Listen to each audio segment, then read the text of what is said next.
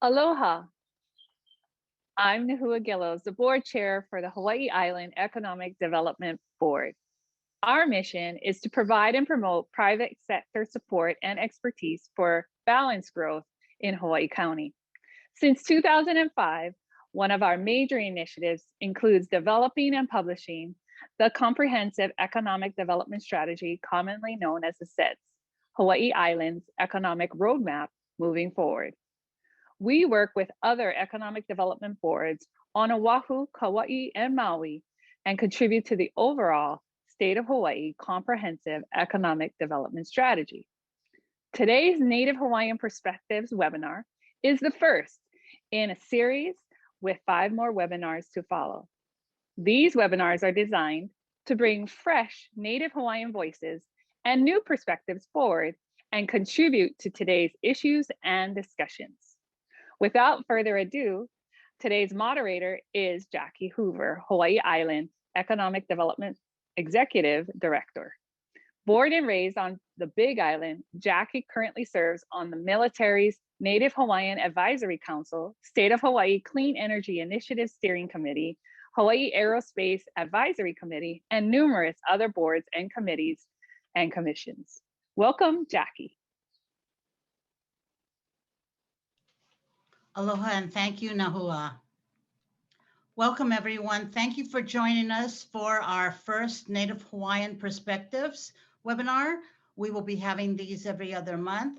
And today we are pleased to have with us as panelists, Angela Thomas, Mike Kaliikini, and Kalepa Baybayan. And I'll be asking them to join us on camera now. All of you received their bios, so in the interest of saving time and maximizing the time we have with each other, we're going to launch right into our panel discussion and our talk story. And I want to start by lobbing a softball to you all. So how do the 3 of you personally integrate your Hawaiian culture and science into your personal and professional lives? And whoever wants to start the conversation, please do. Okay, I'll start, Jackie. So I just want to assure the audience that I am Hawaiian, right? Don't let the last name Baybayan fool you. I am 50% Hawaiian. I am a Hawaiian Homes residential leaseholder in Kauai. That being said, I am, as a native Hawaiian, I don't ever think about the question of culture and science. Culture is science and science is culture. And as a Hawaiian, I bring that perspective to all that I do. I'm Hawaiian, so I'm always considering things from a native perspective, but I am also part of a modern, thriving community that is full of innovation and technology.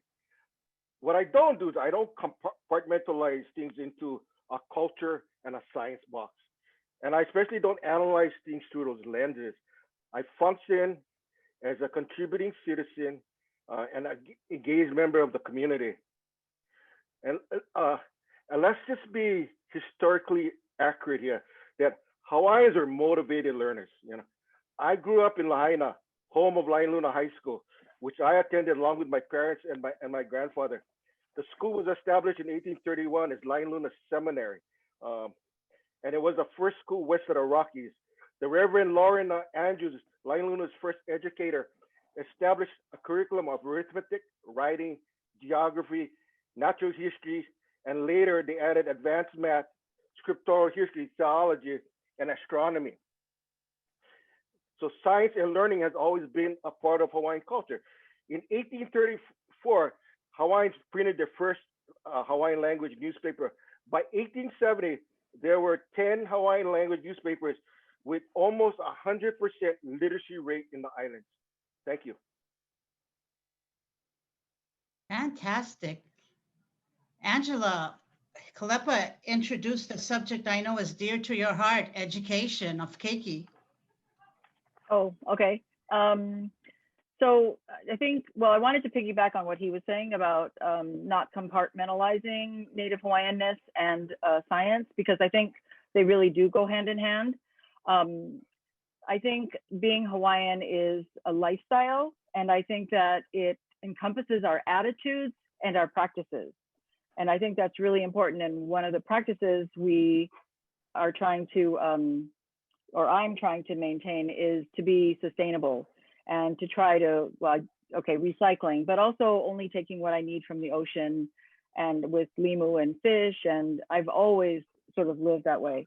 I think if you want to jump into education, I think post-pandemic, it's a real, well, now and post-pandemic, especially post-pandemic, we really need to be modeling for our young children the kinds of behaviors that we want and the skills that we have. I remember when I was really young, I used to go fishing with my father and grandfather. And one of the things my dad taught me was how to clean a fish. And most people, you know, my friends that I went to school with weren't really interested in that, but it was really interesting to me to see the parts of the fish and where the eggs were, et cetera, et cetera. And I remember being able to use that information in a biology class once, and it saved me from having to dissect a frog because I knew all about the fish part. So I just think we need to model, expose children, and allow them to be curious, and then scaffold that curiosity to the next level, so that we can sort of raise a new generation of kids that are intrigued by the sciences.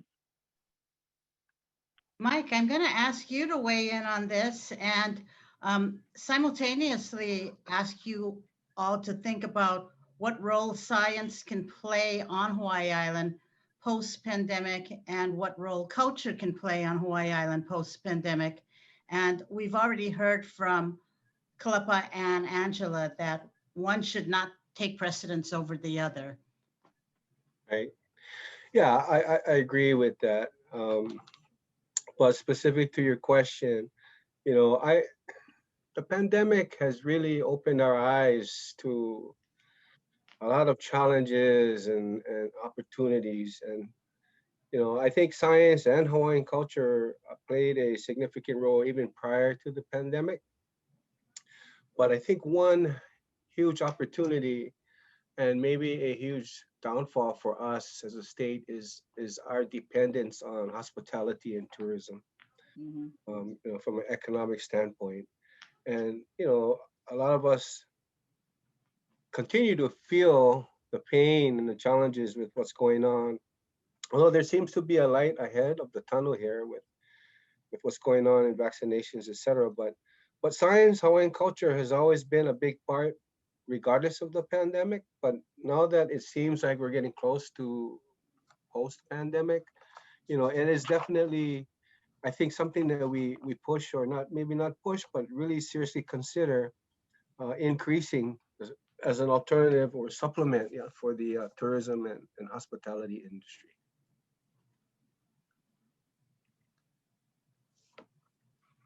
Angela, Kalepa, please weigh in.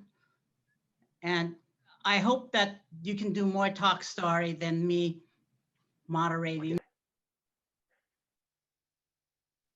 You want to go, Angela?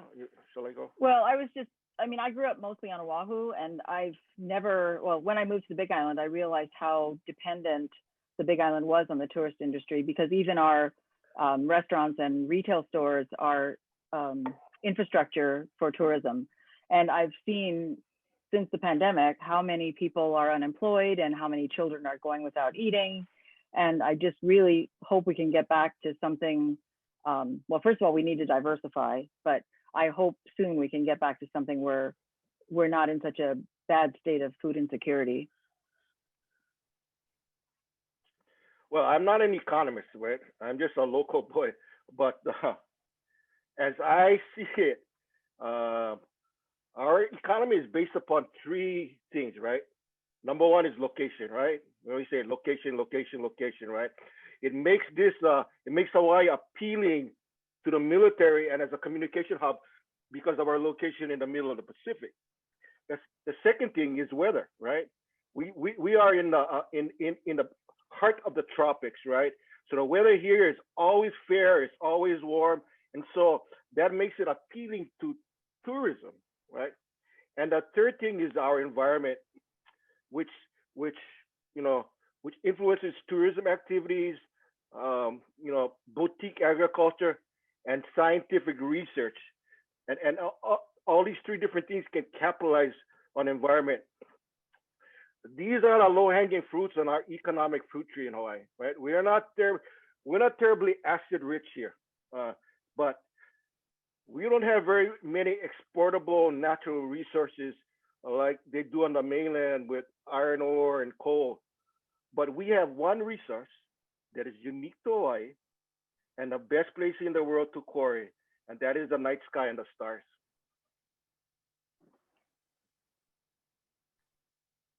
Yeah, I agree. I think the Big Island is a living laboratory, and we have many, many sciences that we can offer to our students, first of all, but then to the world at large. I mean, we've got oceanography and marine sciences and geology and volcanology and astronomy. And I really think that needs to be the attraction, or if we become more edutourism, say, that might help sort of, I don't want to say qualify who comes, but stimulate our economy with an educated kind of a research-based interest. Yeah, I like to add to that too is Hawaii's unique position in the area of clean energy. I mean, we've got beautiful wind regime, lots of sun, and we have geothermal and a little bit of hydro. I mean, we were the first state to declare that we want to be 100% renewable energy. And, that was a bold move, and we're on track, and that's one thing is positive for us. It's something that we can live sustainably with. We don't have to import fuel from outside of the state. So that's another part of science, I think. We get the cultural part involved in that, but we are blessed with all of our energy opportunities here. Mike, are you saying that Hawaii is unique as kind of this place for experimenting in sustainable energy? Yeah, I think it's maybe we're not unique. There's probably other spots in the world, but I mean, we are aligned with very great wind resources, the sun, with geothermal and hydro, and we're looking at other experimental energy resources over on the Kona side, at like ocean thermal energy conversion.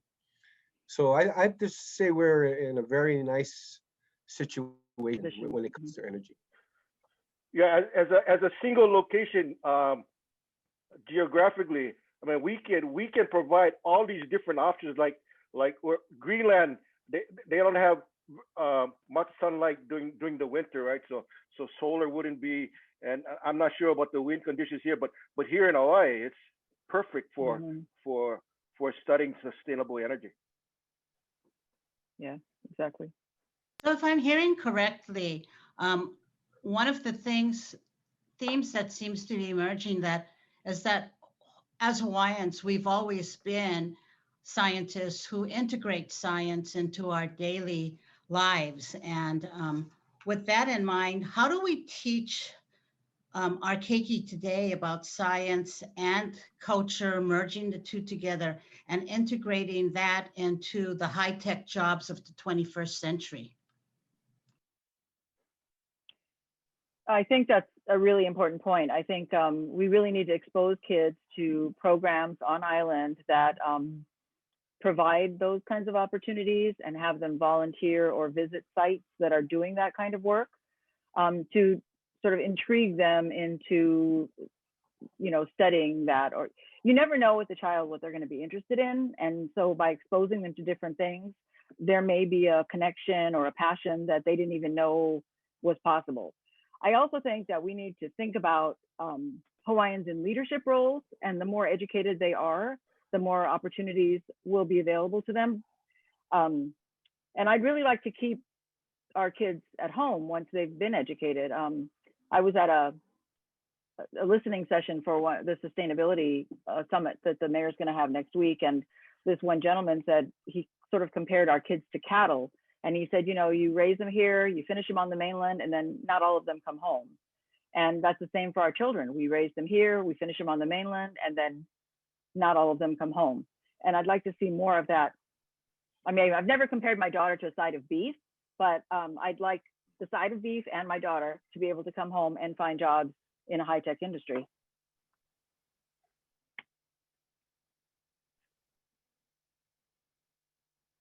I'll jump in. Yeah, No, go ahead, Mike. Yeah, so I totally agree with what Angela was saying about getting the keiki out to areas and locations that, you know, can educate them in different areas. We at Puna Geothermal Venture, we've had numerous tours from the area high schools, the elementaries, from the island, and we have lots of interest from outer island and even from the mainland. And that's the key, is getting the keiki at the earlier years, and you're continuing through from elementary to intermediate and high school. There's lots of interest from the universities. You know, we've done that consistently over the years, but you know, we're going through our restoration and we haven't kickstarted that back up. But as soon as we're in a good place, we're going to offer that again. Start with our island keiki.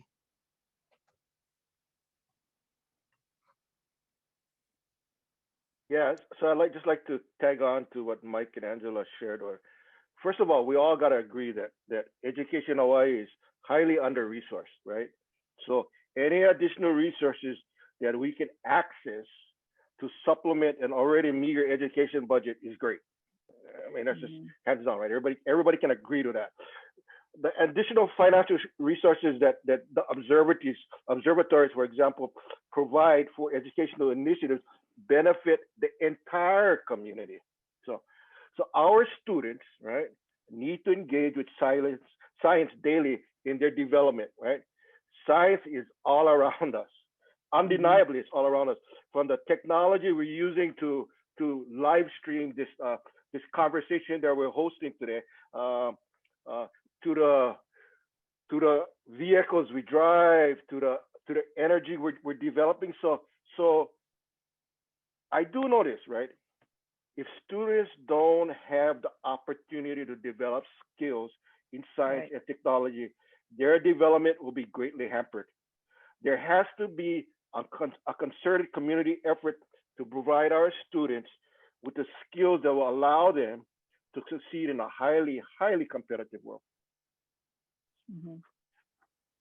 And I think that those experiences need to start in early childhood with parents, just to expose children to, I mean, I don't think science necessarily comes in a box. It's what we live and breathe. So when you take your child to the beach, talk about how the waves come in and out and define the sets, and look at shells and explain to them that there was a marine creature that used to live in it. I think any of those kind of teachable moments can sort of instill curiosity in a child, and then maybe they'll be interested in one of those fields later. But I think we can't wait till college to interest students. We need to get them started at a young age. Even like providing a little kid with Legos. I mean, who knows who's going to end up being an architect or an engineer. Those kinds of experiences are really important, and the younger the better. Yeah, I agree totally, Angela and Kalepa. And I wanted to just tag on to Angela. Important and critical to start at an early age. And so what's as important though is for the parents, right? For the parents to get involved. I mean, you mentioned the Lego set or a train set or some artist equipment, etc. The parents are critical in getting that started. And, you know, you can see that where parents are very involved, their children tend to be very successful. Good point. Yeah, I agree with Mike. That's an excellent point. Education is a family activity. And it starts in the home. I mean, yes, exactly. It's the parents who can make those opportunities available and then encourage that curiosity. Yeah, and we're fortunate in Hawaii because we have grandparents. I mean, they probably do more than parents a lot of the times. I mean, I know I experienced that. You know, my grandparents raised me, and if it wasn't for them, I wouldn't have done my homework or as often. Maybe, you know, I mean, grandma cracking the whip on me. Hey, you got homework? Oh yeah, yeah, yeah. Okay, I'm gonna do the homework. So yeah, grandparents are key also.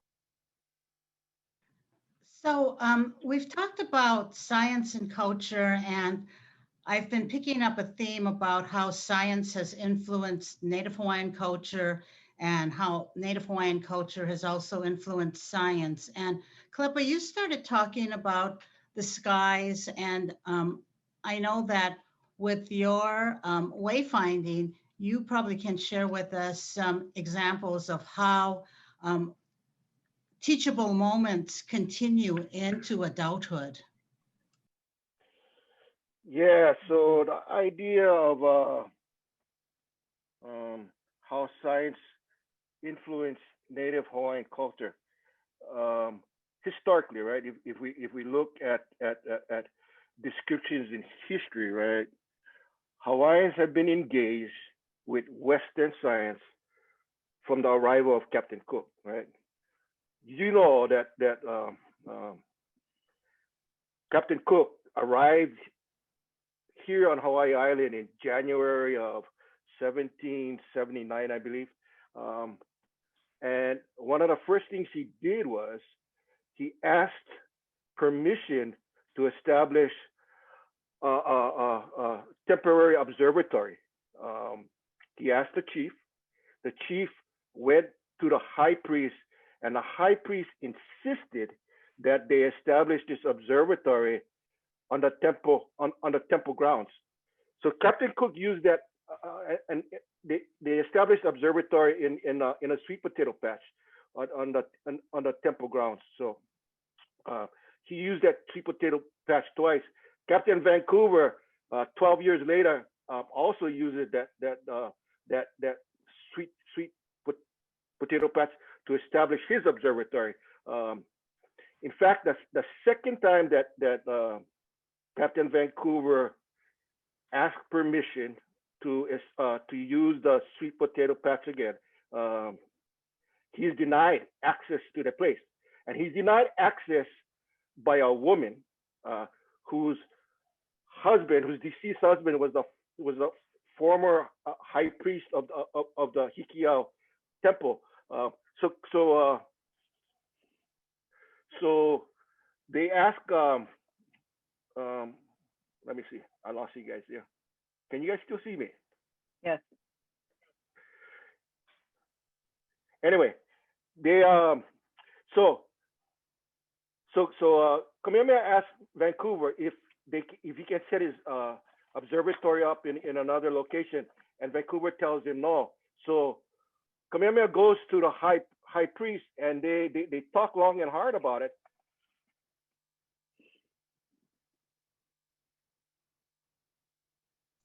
Oh. Kalepa, you froze. So while he's frozen, Michael and Angela, did you want to weigh in on this as to science influencing culture and vice versa? Which I think you've already done to great extent already. So one of the things that we talk about is looking at science and culture, and I think this is where Kalepa was leading us. What are some of the shared values that we have between science and culture? And I apologize to our audience. It looks like Kalepa is trying to reestablish his connection. Yeah, I'll start, Jackie.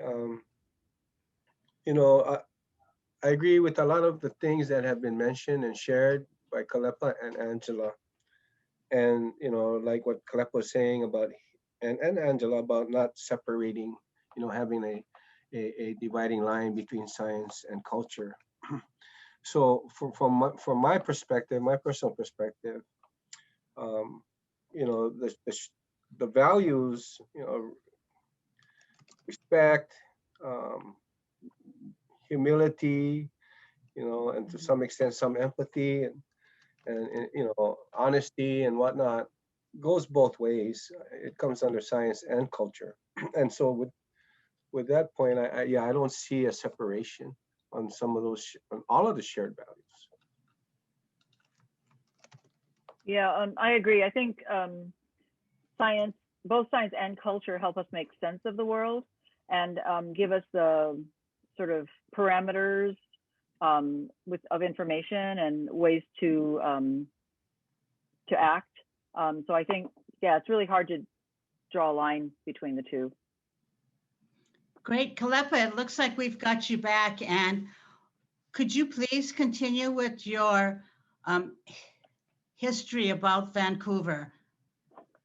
So yeah, so Vancouver asked permission to set his observatory up on his final trip, and he's denied access by the wife of the deceased high priest. So Kamehameha asked him if he can set his observatory up in some other location. And Vancouver says no, this is the best place. So Kamehameha goes to the high priest, and they have this large debate. And then the high priest agreed that Vancouver should continue to use that location.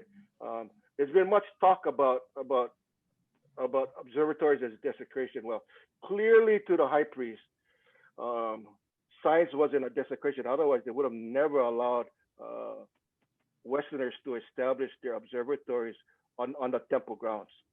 And so all this to say is that we, from the very advent of Westerners appearing on our shores, have had this long established relationship with science. Mm-hmm. Thank you. That is great. And I think a lot of us learned some history today. You know, your story, Kalepa, made me think about our former mayor, the late Billy Kanoy, who once said that astronomy is a sacred science being done in a sacred place here in Hawaii. And that calls to mind how we continue to integrate our culture and science, which all three of you have indicated we do every day anyway. And, you know, especially as we navigate through and out of this pandemic, do you see science and research opportunities being part of the solution for how we navigate through and out? Beyond the vaccination, of course. Okay. Well, you know, I do want to pause the question because I've had this. I've been contemplating the question of sacred, and so if I can just address the question of sacred, and maybe Mike and Angela can address your question, but the word sacred, right? I've looked long and hard at what the word means, right? So I go to these different word platforms and I click on the different definitions. So the sacred on these different word platforms speaks to a religious relationship. It is related to the worship of God or gods, right? However, another word that I like to use that I find more appropriate when I'm speaking about the secular nature of Mauna Kea is spiritual. Spiritual defines that which moves the human spirit, right? It is about a relationship to place, environment, solitude, and peace, right? It is not about a religious relationship. So as a native Hawaiian, I don't consider Mauna Kea a sacred place. Rather, I characterize it as a spiritual environment, right? And so I do this because I look at it historically, right? In 1819, the Waikiki abolished the kapu system, right? The strict religious order that governed the life of all Hawaiians. Core to its implementation was the practice of offering humans as sacrifice on temple altars. By majority mandate of all the chiefs and led by 2 women alii, the ranking high priest, junior chiefs, and all the governors of the islands, in 1819, they abolished the kapu system a full 4 months before the arrival of the missionaries. In December of 1819, a battle was fought on the Lekeleke battlefield at Kumo Bay against a lone holdout, Chief Kekua Okolani, who sought to defend the Kapu system. Kekua Okolani was defeated and the Kapu system came to an end. So as a native Hawaiian, yeah, I feel compelled to respect the will and mandate of the chiefs. And I will not resurrect and abolish religious system of worship. So out of respect, I choose to characterize Mauna Kea as a spiritual environment and not a sacred one.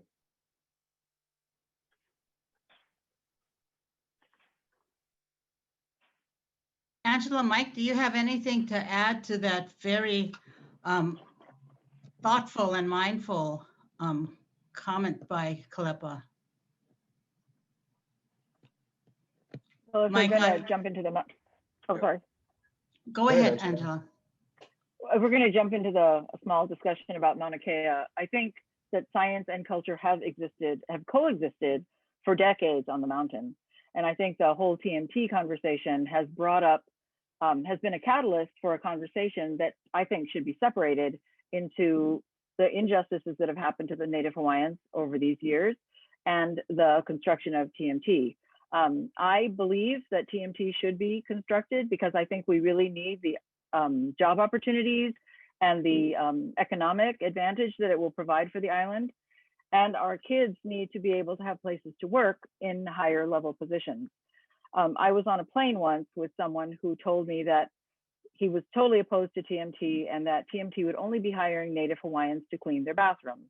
And I totally disagree with that because I think we can provide opportunities for our kids and that TMT themselves, whoever these people are, really want to hire us as scientists. And I think that we need to make a paradigm shift of Native Hawaiians to become the leaders. And I think instead of constantly talking about the deficits, we need to be talking about the people who have succeeded, the judges and lawyers and doctors of Native Hawaiian blood, so our kids can emulate those sorts of futures for themselves. But anyway, that's my perspective. And we certainly have a leader in the technology field, and Mike Kalekini. Mike, we'd love to hear your insights on this and the subject matter that Kalepa and Angela have brought up. I wanted to digress a little bit and just, my personal experience, observations, and learning through just living is that science and culture has coexisted, from day one, and maybe, that science and culture, that those topics have been brought to light at the forefront with folks who had different opinions on science and culture with regards, to Mauna Kea. And there's also those opinions on other areas, whether it's haleakala or Pohakuloa training, and all along, science and culture has coexisted, in my opinion.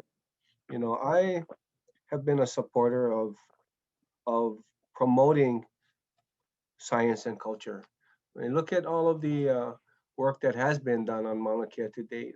In Hawaiian culture, being able to name the first black hole, and now all these other opportunities of naming, celestial bodies. I mean, it's incredible. It's incredible. So yes, I science and culture has coexisted, in my opinion, and it can and it will continue to do so. I agree. And I just want to back up what Angela said. I mean, most of the jobs on the mountain, they're technician jobs, right? And most of the technicians are local guys, right? I mean, I've been up there. I've been in the workrooms during the day when you get all these local guys that are servicing the equipment. You don't need a PhD to turn a wrench, right? And those are the attractive jobs. I mean, I've been up there where all the guys are doing is talking about how they went a little fishing the past weekend and things like that. They're just local guys that have got this great opportunity, and they've made the most of it by providing themselves with the skills to go and work on the mountain. Mhm. And we have some Native Hawaiian astrophysicists in the making right now. We have some with PhDs already and others in postgraduate school. So, I mean, I know they're really looking forward to a place to work on the island. Yeah, we have a couple of graduate students that are real promising. Mailani Neal, Makana Silver, and yeah. Yeah, I also know Heather Kaluna. So Right. she's a She's Pahoa a High. PhD. Yep, Pahoa High School student, graduate, and knew her when she was a kid. Her dad was an operator at Puna at the PGV facility, and I remember the dad bringing her and the son to activities with PGV, and they always seemed very interested in science and what was going on, and we're really proud of her. Yeah. Mm-hmm. So clearly there are jobs at all levels that can be attractive to our keiki, and to paraphrase or to parrot what all three of you have said, it's our jobs as adults to position the keiki and expose them to these opportunities so that they can imagine and dream for themselves in the future. And Angela, getting back to your side of beef story, do you see these opportunities as one of the ways that we in fact bring our kids back home? Yeah, I think it's one of the ways. I think we need to diversify the economy in general, and I think there should be other opportunities as well as astronomy. But I think that's a definite start. So Michael and Kalepa, you both talked about technicians and good paying jobs and so forth, and the exposure you have seen individuals working in these positions and so forth. Do you see some integration between the various technologies and the various opportunities on Hawaii Island, including the environment and the ecology? Not all of our folks are going to want to work indoors, but someone brought up the idea of food sufficiency and so forth. So do you see an integration of technologies such as astronomy and geothermal and our self-sustainability, including food sufficiency? And I should say food security would be a better way of saying it. Mm-hmm. Yeah, I'll go. I think everything is interconnected.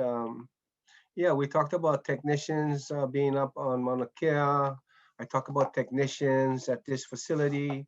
The core educational background are very similar.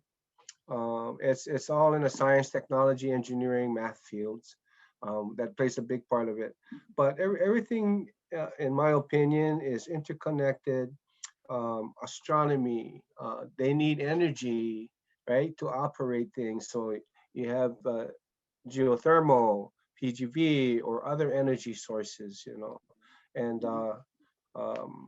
oceanography, for example, geology. Geology is huge here.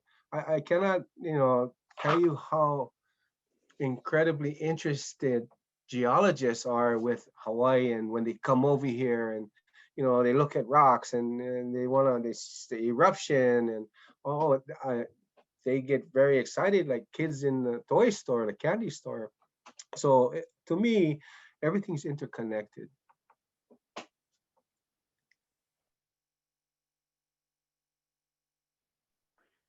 Yeah, I don't have anything that I can add to what Mike shared, but I do agree with him that basically all the sciences are interrelated and they cross pollinate. Each of the fields cross pollinate across the field, and so I think integration is just part of the everyday work that you do in the sciences. I was just reflecting as a Native Hawaiian myself, how challenging it can be because I too am trying to reconcile the hurts and injustices that our kupuna experienced and so forth. But I do see all the discussion we've had about integration. Do you see an opportunity to separate our pain from our desire and need to move forward in the 21st century? Or is that also integrated to such an extent that we can't separate or compartmentalize that? Well, I really hope we can, because we need to move forward. I think what I like to see in education is that kids get a really good education, and then if they want to come home and be the best low-E farmer that ever was, then they can understand about soil nutrients and how to grow the best kalo. I get that. But if they want to do the higher tech jobs, I want them to have the opportunity to do that as well. Sorry, so that they have the choice. And I think that's what we need to provide in our educational system, is giving kids the choice to be who they want to be by having the appropriate tools to be the best. So Kalepa, you were one of the individuals that honored and brought such honor to our culture, going on the world tour with Hokulea and so forth. And I imagine you saw examples of what we're discussing as you made your various stops with our sister nations and with other cultures. Yeah, I did. But you know, the Hokulea and the science of non-instrument navigation or wayfinding, right, is really an example of how we Hawaiians integrate science and culture in a very dynamic way. Yep. The system that Nainoa used, it was a non-instrument navigation system. He developed on his own. When in 1976, when the canoe got to Tahiti, Maui Kea was supposed to navigate the canoe back, but he abandoned the trip, and so they had to navigate the canoe from Tahiti back to Hawaii with instruments. But Nainoa was so excited about the opportunity of sailing, and even though Mao wasn't on board and they were navigating with instruments, when he got back to Hawaii, he changed his course of study. He directed his course of study in liberal studies, and what he proposed to do was re-engineer the art of non-instrument navigation. So he used academics. He used academics to develop his system. His system is math, science-based, right? Because he didn't have a traditional teacher, right? And so he developed this system totally based upon academics. And it really wasn't until the final year before the voyage in 1979 that he was having some spiritual problems. And when he talked with his dad told him, well, there's only one solution that I see, is you got to go and find Mao and bring Mao back to Hawaii to help round out your system. So he did. He found Mao in Saipan and he brought him back to Hawaii, and Mao agreed to come here and teach Nainoa. And when they laid their two systems out side by side, they were identical. They were identical. Because you're talking about non-instrument navigation, navigation with an instrument. There's only so many ways you can skin that apple. And so today we use a hybrid system on board the canoe. One that it is based on in part on Nainoa's math science system, and the other is based upon Maui Kea's wayfinding system. And you know, I used to mock Nainoa. I said, well, you know, you went to all this school all these years, and we're still using a system that's close to Mao. But what Nainoa shared with me that was really profound was that he says, yeah, but today now I understand the principles of what Mao is doing because it's grounded in science. It's grounded in science. So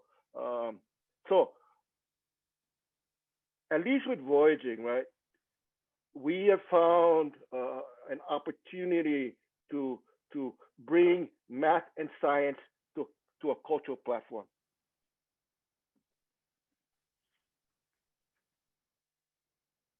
You're muted.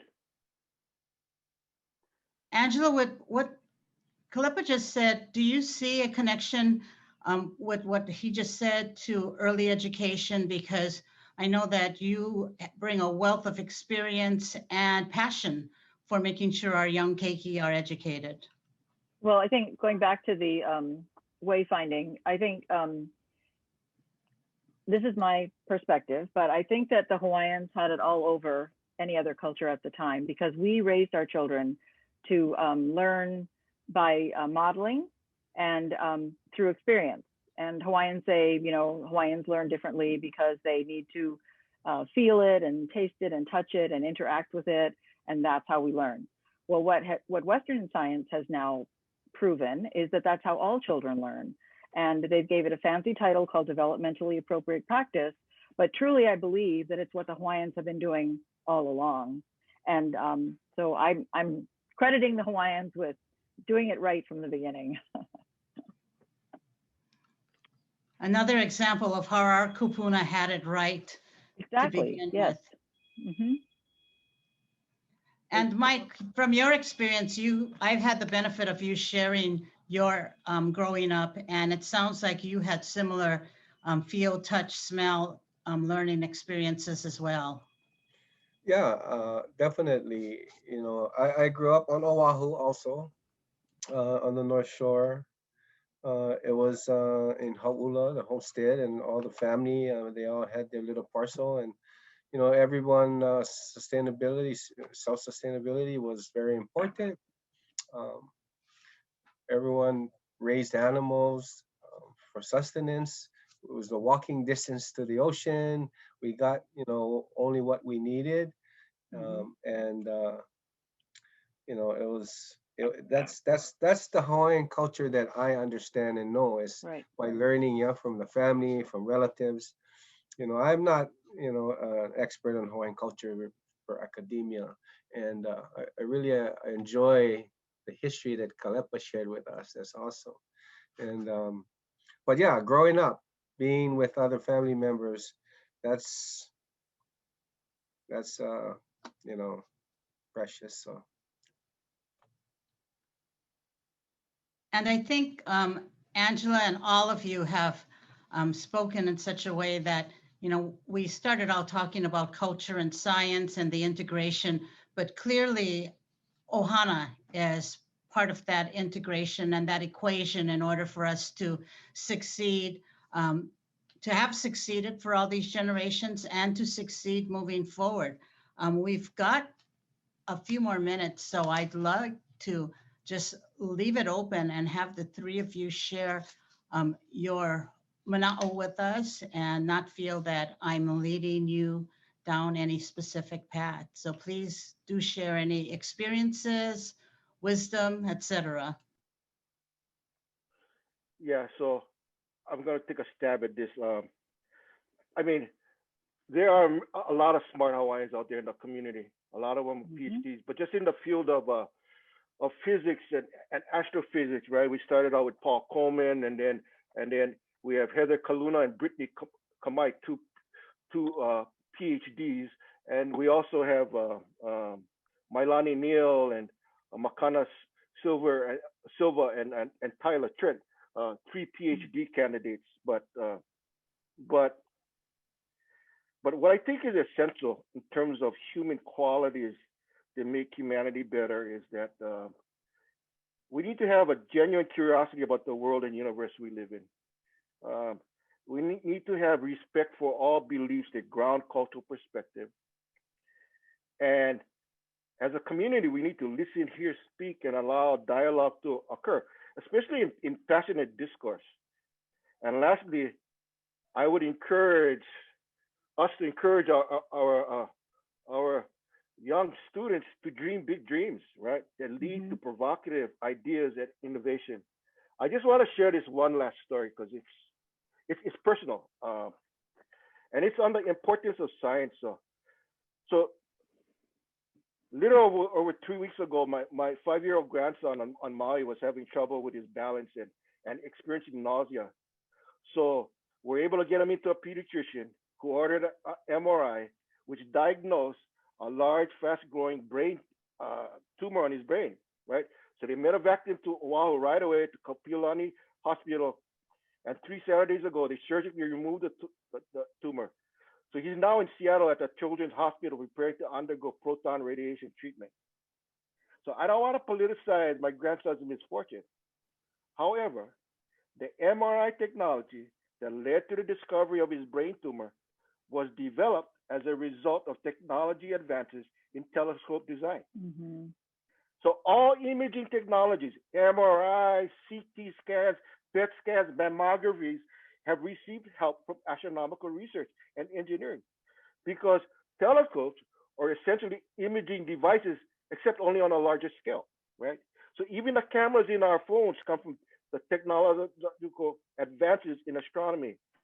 So when knowledge, engineering, and research work together, they cross-pollinate very fertile ground, which leads to innovation that helps to develop the kind of technology that benefits humanity. And Hawaii is at the gateway of that innovation.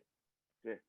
So as a Hawaiian, I am compelled to advocate for science, which has demonstrated its positive and beneficial contributions to society and humanity. Thank you. Wow, thank you so much for sharing that deeply personal story, Kalepa, and for making that connection for all of us between science, culture, and more directly on us as human beings. So thank you.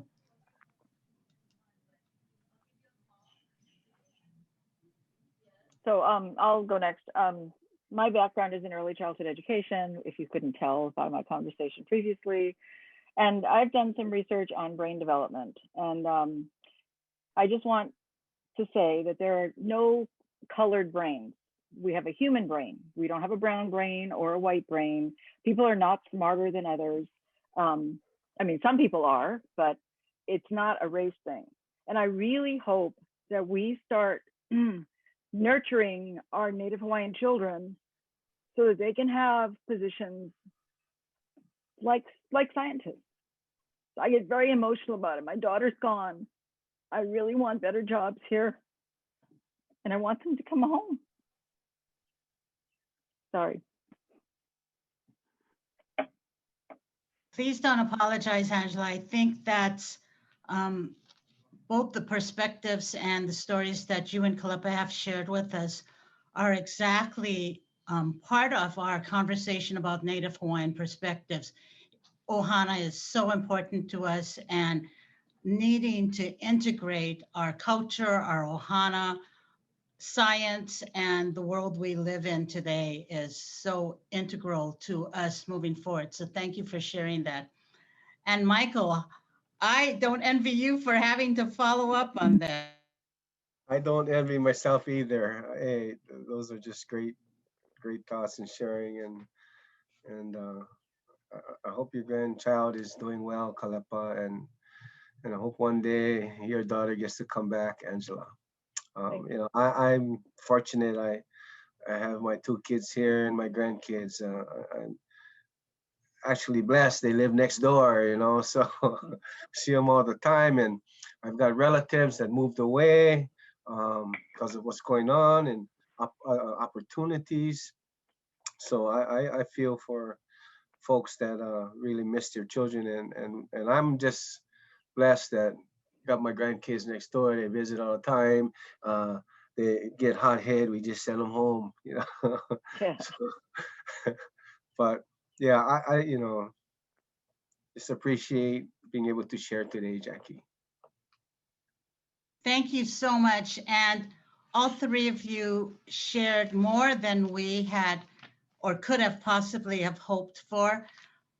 One of the reasons we're having this webinar series is because we recognize there are so many difficult conversations that need to be had and which are difficult to start. So thank you so much for helping us to launch our series, and most of all for being so generous of your mana'o and your experiences, and hopefully leading us to more and I'm going to use the word difficult and awkward conversations, but very important conversations. Thank you all so much. Thank you. I hope you found today's comments and perspectives from Native Hawaiians Kalepa Baybayan, Angela Thomas, and Mike Kalekini interesting and informative. Mahalo to our panelists for sharing their mana'o. We recorded today's presentation and we'll be sending you an email with a link to YouTube that you can share with others. We will be hosting another 5 webinars this year with different panelists. I look forward to welcoming you to the next episode of Native Hawaiian Perspectives in April. Let's all work together to make this a better place for our keiki. If you have any questions, log on to hiedb.org. Mahalo.